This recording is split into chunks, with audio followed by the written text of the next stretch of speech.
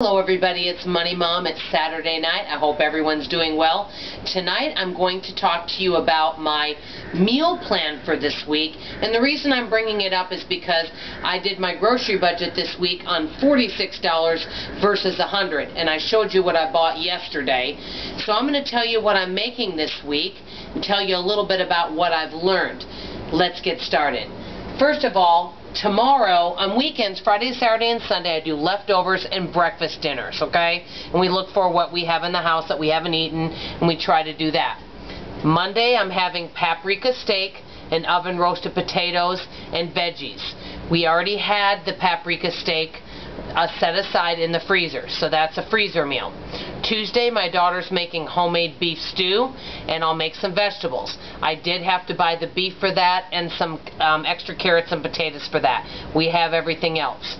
Wednesday, I'm doing my cooking video on honey lime chicken, and I think I'm going to make something else, but I know I'm making that, and sweet potato mash.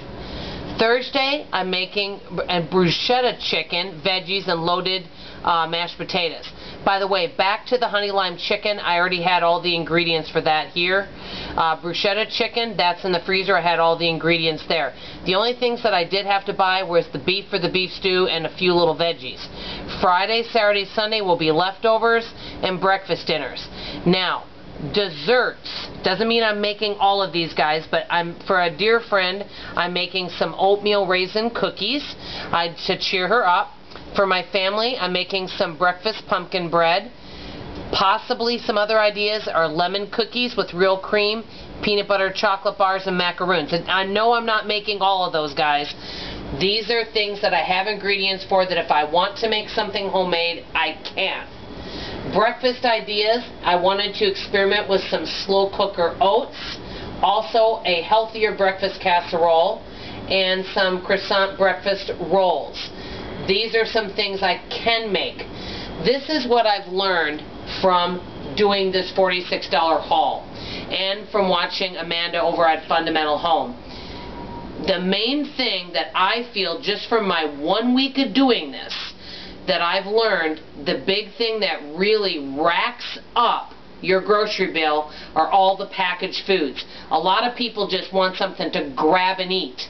If you take time to make soups or casseroles or homemade breads or anything, let's just even homemade crackers, you're going to have to take the time to do that rather than open up a box of Wheat Thins or open up a box of Oreos or chips. You can make these things, or instead of snacking, you can eat meals. So if somebody in the family says, hey, I'm hungry, you could say, well, there's some vegetable soup or some chili in the refrigerator. You can heat some of that up. We have plenty of that. And they can snack on that if they're that hungry. Or they can make themselves a sandwich. I really do think that the pre-packaged food is the big thing that it racks up the grocery bill. And I didn't buy a lot of that this week. I noticed this week I'm going to have to do more preparing and making things from scratch. That's the big thing I've noticed. I came up with, and I wrote these down, a couple other experiment ideas that I want to try over the next few months and compare, and I thought you might be interested. I'm going to try 1 month doing grocery budget on buying all my food in one haul. Grocery budget for the month.